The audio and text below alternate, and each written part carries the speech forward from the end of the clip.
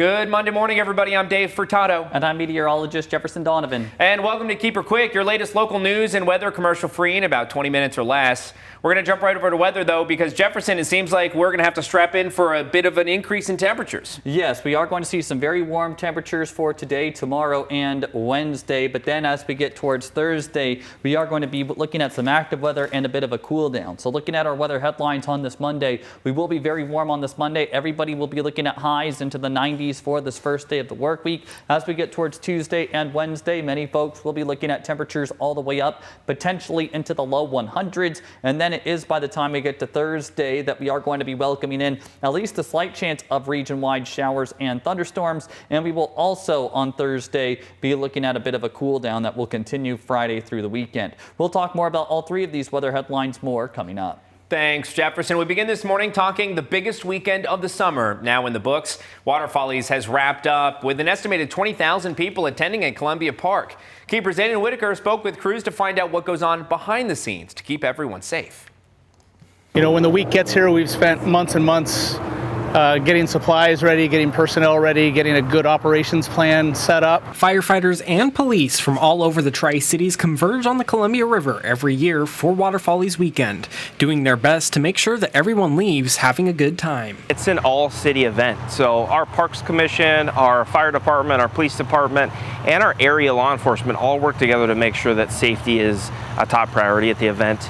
And that's why you see a lot of officers down here, a lot of firefighters, a lot of park staff. And it's really a collective effort to make sure that that safety is addressed at many different levels. Thanks to the cooperation between everyone, officers haven't had to deal with many issues this weekend outside of medical emergencies. Mostly heat related. Obviously there's some alcohol related incidents that come up. We're very prepared for medical, we're very prepared for fire. We try and plan the most for a fire event. With this many people in the park, were we to get a significant fire event, looking at how we're getting people out of the park, how we're keeping people away from that, and then mitigating the incident itself. Both firefighters and police officers are pre-positioned throughout the park, so in the event that they need to respond, they can get there quickly. The Kennewick Fire Department also works closely with Water Follies rescue teams to help the drivers in the event of a crash with a dedicated ambulance all weekend long. And they're dedicated just for the driver. If we were to have a boat accident, the dive rescue team will bring the driver in off the water. We assess along with our crews that are working the pits. They kind of all converge down there on the east boat launch. So we'll get 6 or 7 either EMTs or paramedics down there to work on the driver. As soon as a crash is reported, another ambulance is called to the scene to take the driver if they need to go to the hospital so races can continue uninterrupted. Reporting in Kennewick, Aiden Whitaker, Action News. Aiden Whitaker, thank you. And we're going to switch gears to the latest on the manhunt for Travis Decker, the man accused of kidnapping and killing his 3 young daughters. Officials are now scaling back the search efforts after a decrease in new leads and tips. A multi-agency effort to find Decker ramped up across Chelan County in early June when searchers found the remains of his daughters and his abandoned truck in the Leavenworth area. The mother of 5, 8, and 9-year-old girls reported them missing on May 30th when they didn't return from a scheduled visit with Travis Decker. He is described as a military veteran with extensive tactical expertise, according to the U.S. Marshal Service.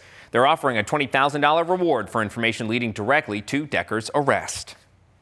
And authorities in Oregon are seeking your help following a shooting this weekend that left 1 person injured. Umatilla police tell us they were called to the area of 210 Klickitat Street shortly before 11 p.m. Saturday night to reports of gunfire. When they arrived, the 19-year-old was found with a gunshot wound to the head. Although he's been transferred to a Portland area hospital, his condition is currently unknown. Further investigation found multiple shots were fired, damaging several apartments and cars in the area. Gang activity is suspected. And a dark-colored SUV seen in the area is a vehicle of interest. Residents and business owners in the area are being asked to check any camera footage they might have from the time of the incident and report any information to the Umatilla Police Department.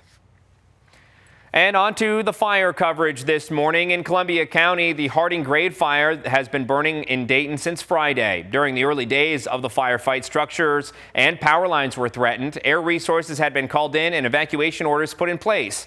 Now, an estimated 336 acres in size, officials have lifted all evacuation levels.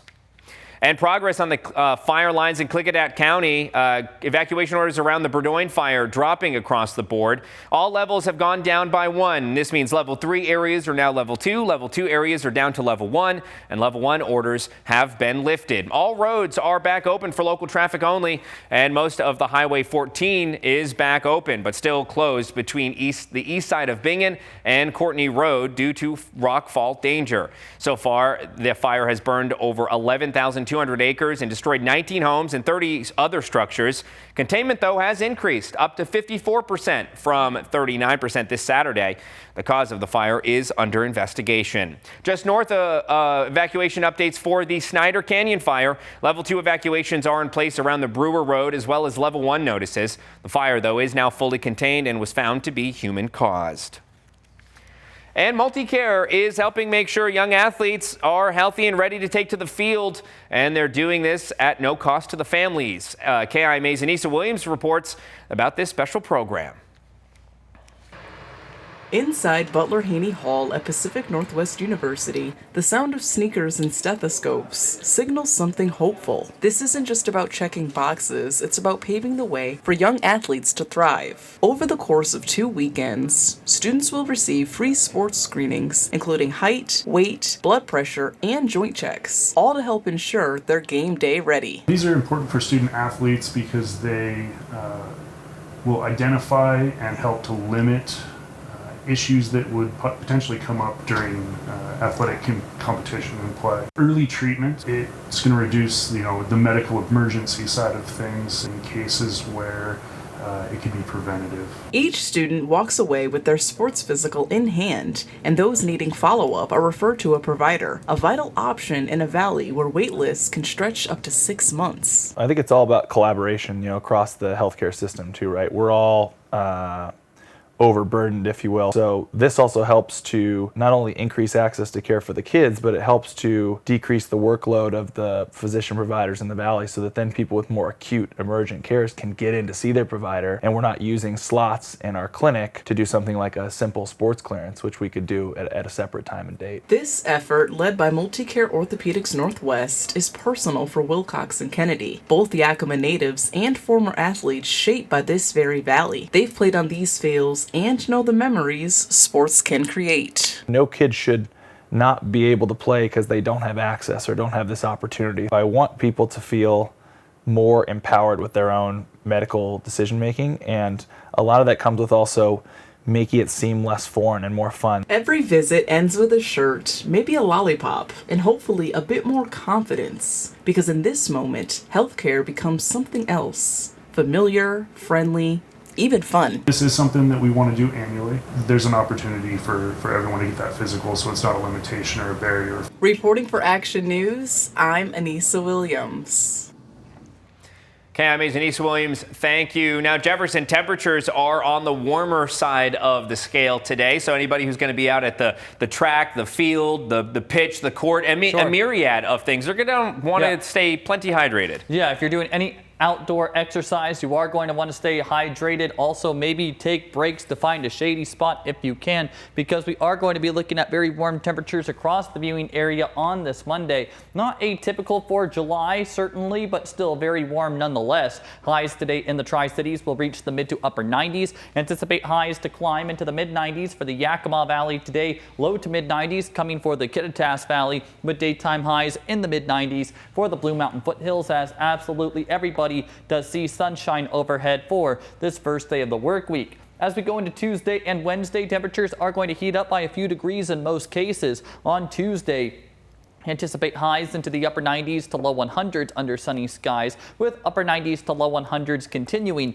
into Wednesday as we keep the mostly sunny skies. In general, the weather that we see today is not going to be too different from Tuesday, and the weather on Tuesday isn't going to be too different from Wednesday. Now, as we do take a look at the satellite picture, there are some changes that could come to the forecast area. Looking at the satellite, you can see this low pressure system right now spinning out in the Gulf of Alaska. This is going to nudge nudge closer to the Pacific Northwest in the coming days, putting our region under a southerly flow, which is going to open up the door for some thunderstorm opportunities towards the end of the week. So let's take a look at the Storm Tracker Futurecast as we get towards Wednesday. There is going to be an opportunity for maybe some pop-up thunderstorms right along the Cascade Ridge line, but it is as we go into Thursday that there is going to be a much better opportunity for maybe some region-wide showers and thunderstorms. Now, what I will say is that when it comes to thunderstorms specifically, models do struggle to pick up thunderstorm coverage this far in advance, but right now I am giving the entire region at least a slight chance of showers and thunderstorms on Thursday, and on Friday I am also giving the entire region a slight chance of showers and thunderstorms, even though the Futurecast is not necessarily picking it up. We will have a more refined forecast as we go into the next couple of days, sure, but just be advised right now that both Thursday and Friday may feature some showers and thunderstorms. We'll continue to update you on this situation in the coming days, but right now I'm going to toss it back over to Dave. Thanks, Jefferson. The primary election is August 5th, a little over a week away, and you should already have your ballot. In Mapton, 2 are challenging incumbent Rachel Rulas for the mayor's chair. Newcomer Martha Gonzalez has lived in Mapton for several years, but this is the first time she's run for an elected office because she says she's frustrated with the current mayor and her team. As a community member, I am very frustrated at to where our leadership has taken us. We've had a lot of controversial issues, and that has caused community trust to erode. Gonzalez is hoping to increase transparency through making sure both English and Spanish speakers know what's going on in the city. Our water report, it was just recently sent out and only in English. And I felt like, with having about 85% of our families who speak Spanish only, that's one thing that I'm going to change because I think that bilingual communication is very important here in Mapton. Now, Gonzalez has a background in finance, which she thinks would come to her advantage if she does get elected as Mapton's mayor. The other challenger for the Mapton mayor seat is former mayor Laura Vasquez, who's running for her old office. She thinks Mapton is not in a good place and wants to make sure that the city that she grew up in is in good hands. Well, Mapton needs someone to come in and make things okay, like our books, our finances, our everything. Now, she wants to make sure everyone's voice is heard, even if it goes against what she believes. Our job as a mayor to listen to every single voice in our community, no matter who you are and no matter your background. And that's what I tried to do, and that's what I will continue to try to do. Now, both Gonzalez and Vasquez's interviews will be up on the KIMA YouTube channel today. And speaking of elections, the Yakima City Council has approved placing a proposed property tax increase on the November 2025 ballot. If passed, it would generate about $6 million in revenue for the city in 2026. As required by state law, the city is now accepting applications from residents interested in serving on committees that will write official voter pamphlet statements either for or against the measure. Each committee will include up to 3 members who must live within city limits. The deadline to apply is noon on July 31st. That's this Thursday. The City Council will make final appointments during its August 4th meeting. For more information, you can visit our website, kimatv.com. Sticking in Yakima, though, drivers commuting through the city may want to leave a little earlier starting today. That's because the intersection at 72nd and Washington will close for around the clock for the next phase of roundabout construction. The closure will last through September 12th with detours set up along Nob Hill, 64th Avenue, and Occidental. Crews will use this time to complete underground work and paving. Access to nearby homes and businesses will be maintained when possible, and emergency vehicles will be allowed through. Full access to the new roundabout is expected by mid-September, earlier than originally planned.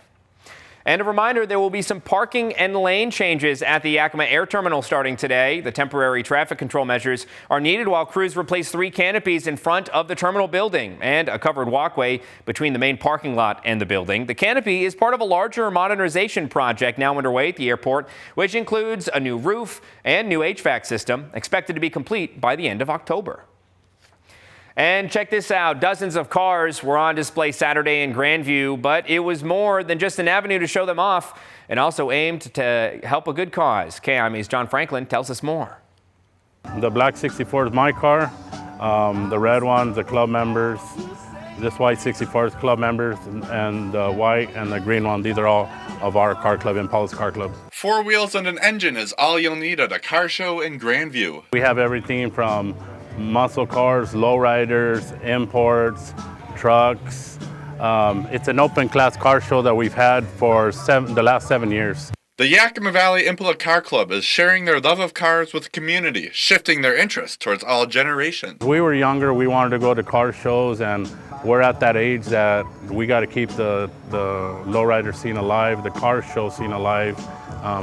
The younger generation, we're trying to give them something to look forward to. This show has been roaring for less than a decade, but more and more people are bringing in their cherry. Since we started the show, we had about maybe 40, 50 cars, and little by little over the years it's been growing. As you see the variety of vendors that we have up here, we're very happy with everything that's the turnout that we have with vendors. So, shiny engines and sparkly wheels are not just for the show. The money raised goes towards those who need it more. Every year at the women's, the lighthouse for Sunnyside, we drop off about for 30 to 40 meals that we give back to the community. Helping the community is part of what keeps the car club running smoothly. So we try to keep everything that we raise from some of the proceeds to go towards going back to the community. For Action News, I'm John Franklin. KIMA's John Franklin, thank you. And up next, the Yakima Valley Impala Car Club will be showing off their cars at the Sunnyside Sundays event in September. And this week's guest on Wine Time Yakima is the director and archivist of the Yakima Valley Museum, John Ball. John's passion for local history is explored over a glass of wine as he sits down for a chat at the Yakima Visitor Center. The fourth guest in our new series, John also talks about his work through Rotary and how he was one of the driving forces behind the installation of the downtown pavilion. The whole idea behind it was not just to be the farmers marketplace. It was also to be a spot where a lot of things could happen. Now you can check out the latest episode of Wine Time Yakima as well as all of the previous episodes up on the KIMA YouTube channel. And also up there you can see both episodes so far of our local history series Roots of the Valley, with new episodes that hit YouTube every other Sunday morning. Episode 2 featured the history of the Yakima Greenway when John Franklin met with Connor Hopkins, the park's executive director. The next episode of Roots of the Valley will air next Sunday, August 3rd at 11 a.m. And that does it for us. Thank you for watching this episode of Keeper Quick. For more local news and weather, you can head over to our websites, keeperandkimatv.com, as well as our Facebook pages. But while you're here, be sure to subscribe to our YouTube channel to keep up with our latest mini newscasts Monday through Friday. Have a magnificent Monday, everybody.